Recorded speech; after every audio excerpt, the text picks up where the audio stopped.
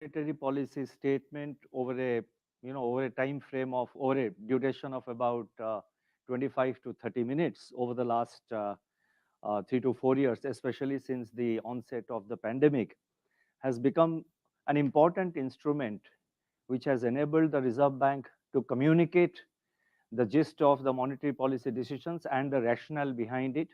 And what is more, this has also given us an opportunity to explain Reserve Bank's assessment of the overall economic situation, both global and domestic, and also our assessment of the prevailing financial market conditions. So in that way, I think this has enhanced the entire process of communication from the Reserve Bank to a wider cross section of people and stakeholders.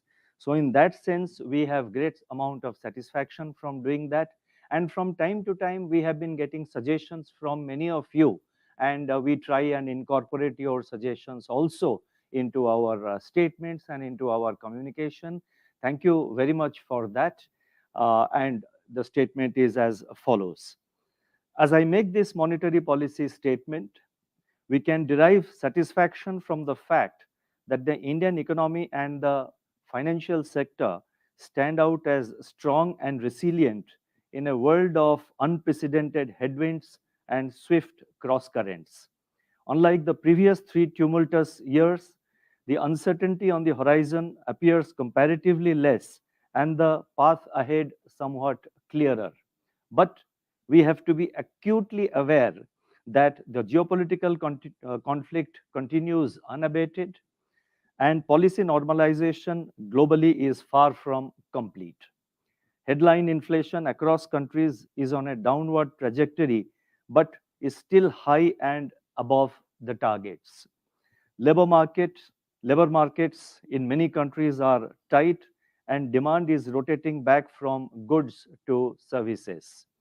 Hence, central banks across the world remain on high alert and watchful of the evolving conditions, even though many of them have tempered their rate hikes or even taken a pause.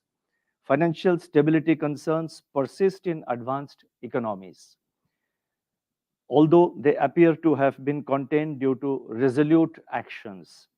Retrenchment in trade, technology, capital flows caused by geopolitical fault lines and economic fragmentation further complicate the situation. In these challenging times, the Reserve Bank of India has continued to focus on preserving price and financial stability while ensuring adequate flow of financial resources to all productive sectors of the economy. As a result, domestic macroeconomic fundamentals are strengthening. Economic activity is exhibiting resilience. Inflation has moderated. The current account deficit has narrowed, and foreign exchange reserves are comfortable. Fiscal consolidation is also ongoing. The Indian banking system remains stable and resilient. Credit growth is robust, and domestic financial markets have evolved in an orderly manner. Let me now turn to the decisions and deliberations of the Monetary Policy Committee. As many of you would be aware, the Monetary Policy Committee met on 6th, 7th, and 8th June, and based on an assessment of the macroeconomic situation and outlook, the MPC decided unanimously to keep the policy repo rate unchanged at 6.5%. Consequently, the standing deposit facility, that is SDF rate, remains at 6.25%, and the marginal standing facility and the bank rates, they stand at 6.75%. The MPC also decided by a majority of 5 out of 6 members to remain focused on withdrawal of accommodation to ensure that inflation progressively aligns with the target while supporting growth. Let me now explain the MPC's rationale for these decisions on both policy rate as well as the stance. The MPC recognized that the pace of global economic activity is expected to decelerate in 2023. That's in the current year. And this is mainly because it is getting dragged down by elevated inflation, tight financial conditions, and geopolitical tensions, which are still continuing. The pace of monetary tightening has slowed in recent months, but uncertainty remains on its future trajectory as inflation continues to rule above targets across the world. And in the last few days, you would have noticed that two major central banks have, after adopting a pause for several months, they have gone for increasing the policy rates.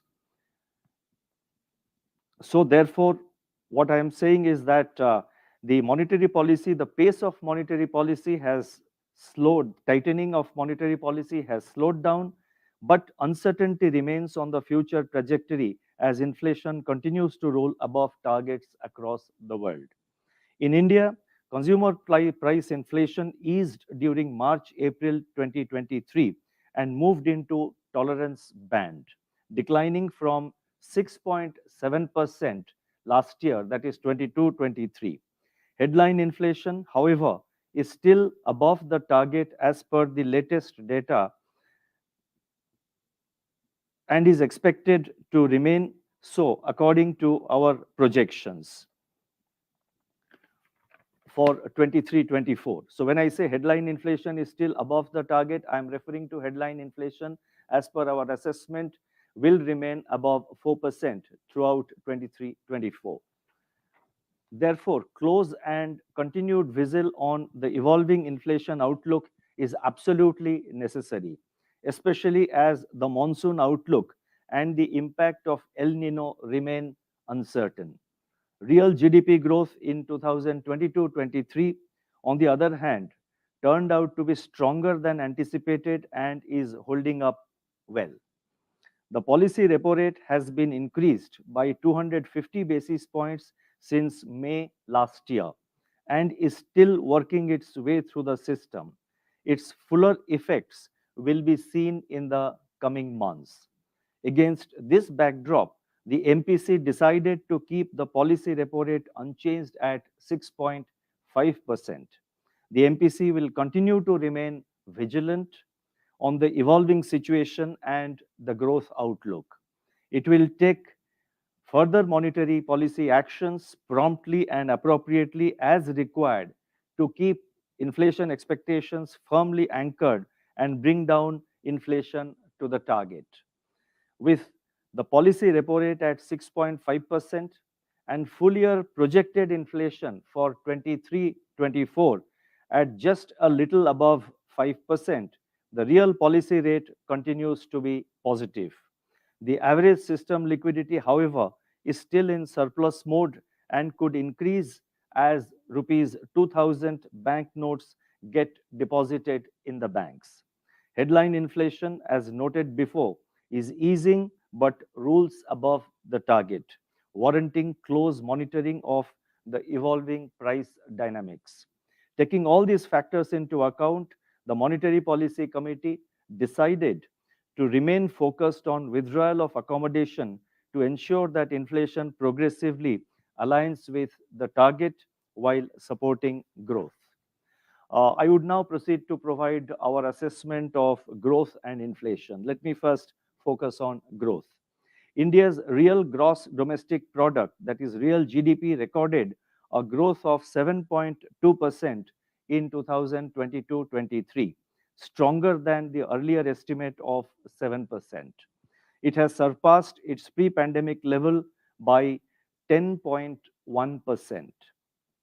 Real GDP growth in the fourth quarter of 22-23 accelerated to 6.1% year on year from 4.5% in the third quarter of last year, aided by fixed investment and higher net exports.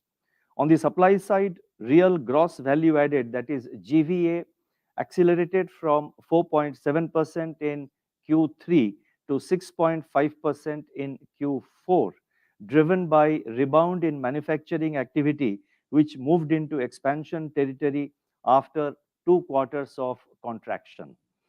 Turning to 23-24, domestic demand conditions remain supportive of growth on the back of improving household consumption and investment activity. Urban demand remains resilient with indicators such as passenger vehicle sales, domestic air passenger traffic, and credit cards outstanding posting double-digit expansion on year-on-year basis in the month of April. Rural demand is also on a revival path. Motorcycle and three-wheeler sales increased at a robust pace year-on-year in April, while tractor sales remained subdued. Growth in steel consumption and cement output and production and imports of capital goods suggest continued buoyancy in investment activity. On the back of double-digit growth of 15.6% in non-food bank credit, the flow of resources to commercial sector in the current year, that is 2023-24, up to May 19th, increased to 2.7 lakh crore from 1 lakh crore during the same period last year. Fixed investment by manufacturing companies expanded in 22-23, reversing the contraction seen in 21-22. Our surveys also point towards higher investment intentions of manufacturing companies for 23-24, that is for the current year. The contraction in merchandise imports outpaced that of merchandise exports in April, resulting in a narrowing of trade deficit. Coupled with sustained and strong growth in services exports, the drag from net exports on growth is easing. On the supply side, the 8 core industries output expanded by 3.5% year-on-year in April, compared with 3.6% in the month of March. The Purchasing Managers Index, that is PMI for manufacturing, exhibited sustained expansion, rising to 58.7 in the month of May, which is a 31-month high. Available high-frequency indicators suggest that services sector activity has remained on an accelerating trajectory. PMI services remained in strong expansion at 61.2 on top of 62 in April. Looking ahead, higher Rabi crop production, expected normal monsoon, continued buoyancy in services, and softening inflation should support household consumption.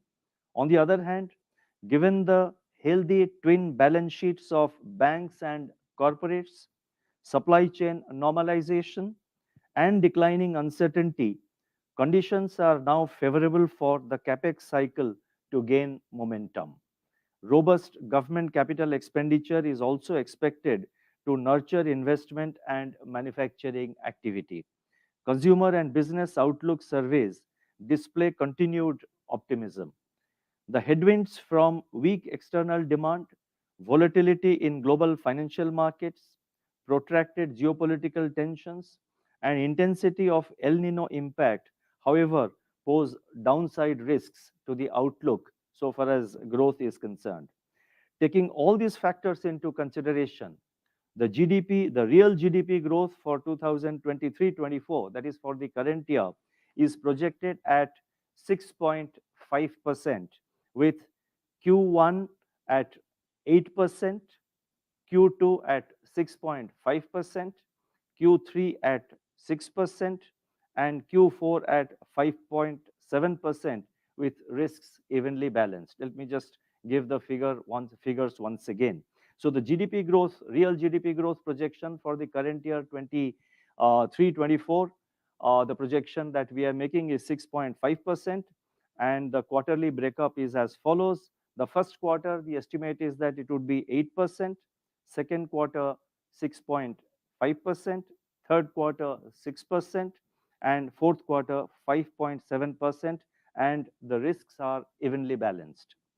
Let me now turn to inflation. Headline CPI inflation has come down during March-April 2023 to 4.7% in April, the lowest reading since November 2021. Monetary policy tightening and supply side measures contributed to this process. The easing of inflation was observed across food, fuel, and core, that is the CPI excluding food and fuel categories. That means all categories of headline inflation witnessed what you call easing of the inflation pressures. Food inflation declined to 4.2% in April, while core inflation moderated to 5.1%. A durable, a durable disinflation in core component would be critical for a sustained alignment of the headline inflation with the target. Going forward, with the recent Rabi harvest remaining largely immune to adverse weather events, the near term inflation outlook looks more favorable than at the time of the last MPC meeting in April. The forecast of a normal southwest monsoon by the Indian Meteorological Department IMD augurs well for the Kharif crops. Uncertainties, however, remain on the spatial and temporal distribution of monsoon and the interplay between El Nino and the Indian Ocean dipole. Geopolitical tensions, uncertainties around the monsoon and international commodity prices, especially sugar and rice and also crude oil, and the volatility in global financial markets pose upside risks to inflation. Taking into account these factors and assuming a normal monsoon, CPI headline inflation is projected at 5.1% for 23-24, with Q1 at 4.6%, Q2 at 5.2%, Q3 at 5.4%, and Q4 at 5.2%. The risks are evenly balanced. As noted in the April statement, the decision to pause was based on the need to assess the cumulative impact of past monetary policy actions while charting out our future course. Subsequent incoming data suggest that while risks to near term inflation have moderated somewhat, pressures remain uh, during the second half of the year, which needs to be watched and addressed at the appropriate time. According to our survey, inflation expectations of households for 3 months to 1 year ahead horizon have moderated by 60 to 70 basis points since September 2022. This would indicate that anchoring of expectations is underway and that our monetary policy actions are yielding the desired results. This also provides us the space to keep the policy rate unchanged in this meeting of the MPC. At the same time, given the uncertainties, we need to maintain Arjuna's eye on the evolving inflation scenario. Let me re-emphasize that headline inflation still remains above the target, and being within the tolerance band is not enough. Our goal is to achieve the target of 4% going forward. As Mahatma Gandhi had said, the ideal must not be lowered. The continuation of stance of withdrawal of accommodation should be seen from this perspective. I would now like to turn to liquidity and financial market conditions. Surplus liquidity has, as reflected in average daily absorptions under the LAF at rupees 1.7 lakh crore during April-May was lower than 2.9 lakh crore rupees during the full year 22-23. The shrinkage in surplus liquidity during April-May was, among other things, due to maturing of the TLTROs, which we had extended, which we had given during COVID times. The seasonal expansion in currency in circulation and buildup of government cash balances during this period also moderated surplus liquidity. Since the third week of May, however, the decline in currency in circulation and pickup in government spending have expanded system liquidity. This has got further augmented due to the Reserve Bank's market operations and the deposit of rupees 2000 bank notes in the banks. The prevalence of surplus liquidity amidst higher recourse to marginal standing facility MSF by some banks suggest skewed liquidity distribution within the banking system. To address this situation, the Reserve Bank conducted a 14-day variable rate auction, that is a VRR auction, amounting to rupees 50,000 crore as part of its main operation on May 19, 2023, similar to two such auctions conducted earlier in February and March this year. Reflecting swiftness in its liquidity action, the Reserve Bank conducted a 14-day variable rate reverse repo auction. The earlier one I referred to was variable rate repo auction. Now I am referring to variable rate reverse repo auction, which is VRRR. So reflecting the swiftness in its liquidity action, the Reserve Bank conducted a 14-day variable rate reverse repo auction, that is a VRRR auction, of 2 lakh crore on June 2nd. And thereafter, we have gone on to conduct a 4-day VRRR auction of 1 lakh crore on June 5th, a 3-day VRRR auction of 75,000 crore yesterday, day before, that is on June 6th, and a 2-day VRRR operation auction, let me say, a VRRR auction of 75,000 crore on June 7th. Now, this was done considering the overall buildup of surplus liquidity.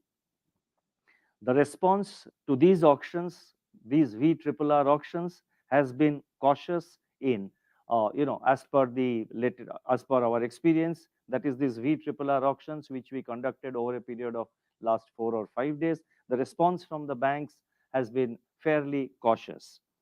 Going forward, the Reserve Bank will remain nimble in its liquidity management while ensuring that adequate resources are available for the productive requirements of the economy.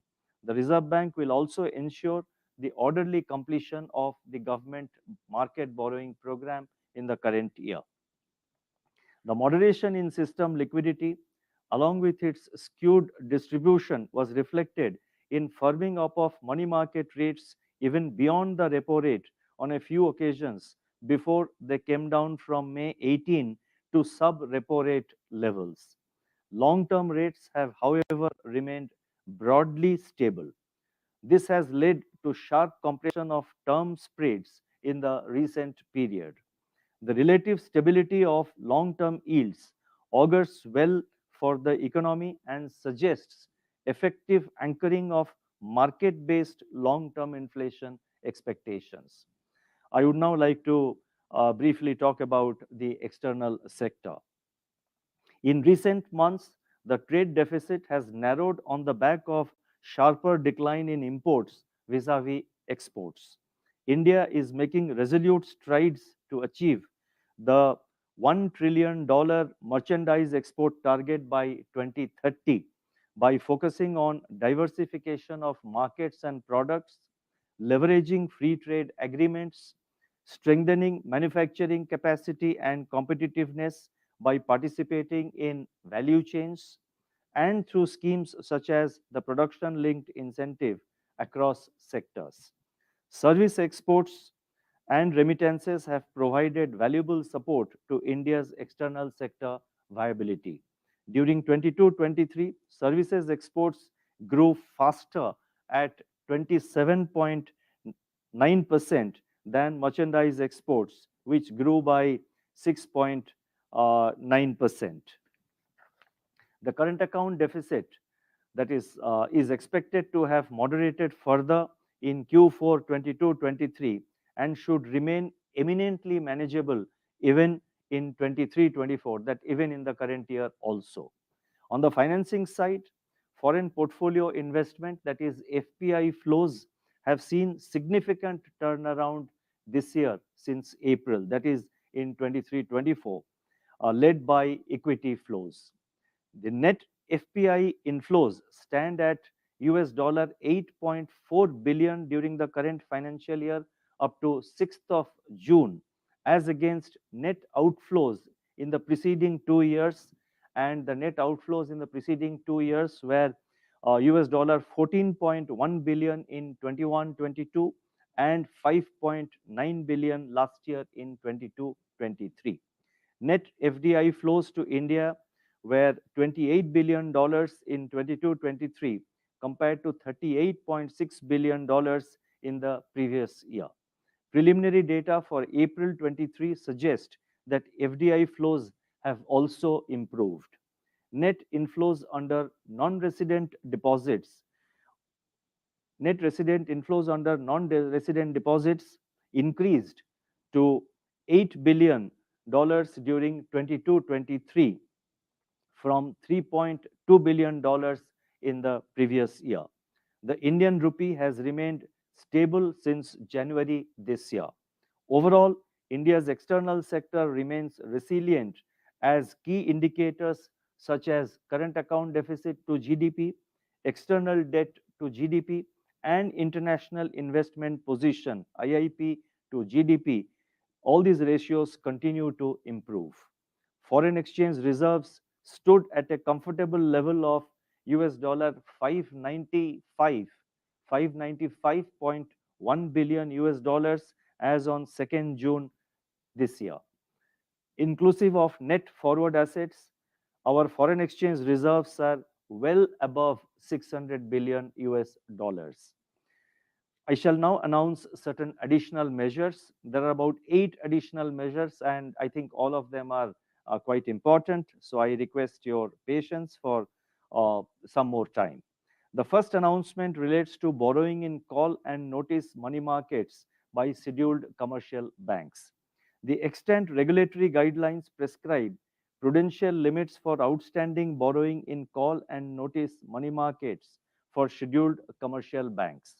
With a view to providing greater flexibility for managing their liquidity, it has been decided that scheduled commercial banks, excluding small finance banks, can set their own limits for borrowing in call and notice money markets within the prescribed prudential limits for interbank liabilities. Second announcement relates to widening the scope of framework for resolution of stressed assets. Compromise settlements is recognized as a resolution mechanism in respect of non-performing assets, that is NPAs, under the prudential framework of the Reserve Bank, which is currently applicable to scheduled commercial banks and select NBFCs. It is proposed to issue comprehensive guidelines on comprehensive settlements and on technical write-offs, which will now be made applicable to all regulated entities, including the cooperative banks. Further, it is also proposed to rationalize the existing prudential norms on restructuring of borrower accounts affected by natural calamities. The next announcement relates to a default loss guarantee arrangement in digital banking, popularly what is known as the FLDG in digital banking. The Reserve Bank had issued the regulatory framework for digital lending in August-September last year. With a view to further promoting responsible innovation and prudent risk management, it has been decided to issue guidelines on default loss guarantee arrangements in digital lending.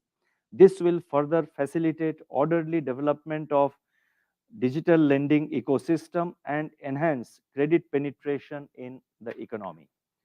The next announcement relates to priority sector lending targets for primary urban cooperative banks. The Reserve Bank has undertaken several initiatives in recent years to strengthen the urban cooperative bank sector, that is the UCB sector, as well as to deepen financial inclusion. Such initiatives include revision of the priority sector lending targets for UCBs in 2020. While revising the priority sector lending targets, a glide path up to March 2024 was provided for a non-disruptive transition to achieve the revised targets. While a number of UCBs, that is urban cooperative banks, have met the required milestones as on March 2023, a need has arisen to ease the implementation challenges faced by the other UCBs. It has therefore been decided to extend the time frame for achieving the targets by 2 more years, that is up to March 2026. Further, urban cooperative banks, UCBs, which have met the targets as on 31st March 2023, shall be suitably incentivized. The next announcement relates to rationalization of the licensing framework for authorized persons under Foreign Exchange Management Act, that is FEMA. The licensing framework for authorized persons issued under FEMA was last reviewed in March 2006. Keeping in view the developments, including progressive liberalization under FEMA over the last several years, and to effectively meet the emerging requirements of the rapidly growing Indian economy, it has been decided to rationalize and simplify the licensing framework for these authorized persons. This is expected to improve the efficiency in delivery of foreign exchange facilities to various segments of users, including common persons, tourists, and businesses. The next announcement relates to expanding the scope and reach of e-rupee vouchers. At present, purpose-specific e-rupee digital vouchers are issued by the banks. It is now proposed to expand the scope and reach of e-rupee vouchers by permitting non-bank prepaid payment instruments issuers, that is PPI issuers, to issue e-rupee vouchers. It is also proposed to enable issuance of e-rupee vouchers on behalf of individuals and to simplify the process of issuance, redemption, and a few other aspects of the current framework. These measures will make the benefits of e-rupee digital voucher accessible to a wider set of users and further deepen the penetration of digital payments in the country. Next announcement relates to streamlining the Bharat Bill Payment System processes and membership criteria. The Bharat Bill Payment System, that is BBPS, is operational since August 2017. The scope of BBPS was further expanded in December 2022, that is December last year, to further enhance the efficiency of the BBPS system and to encourage greater participation. It is proposed to streamline the process flow of transactions and membership criteria for operating units. The next announcement, and I think that's the last one, relates to internationalizing issuance and acceptance of the RuPay cards. RuPay debit and credit cards issued by the banks in India are gaining increased acceptance abroad. It has now been decided to permit issuance of RuPay prepaid forex cards by the banks. This will expand the payment options for Indians traveling abroad. Further, RuPay cards will also be enabled for issuance in foreign jurisdictions. These measures will expand the reach and acceptance of rupee cards globally. Let me now conclude, and there are some important messages in this concluding para. So I request again your patience for just a couple of minutes.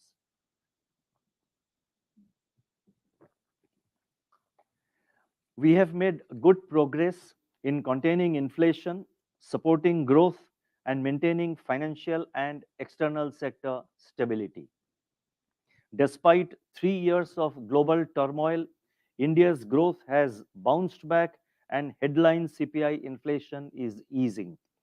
This confluence of factors gives us the confidence that our policies are on the right track.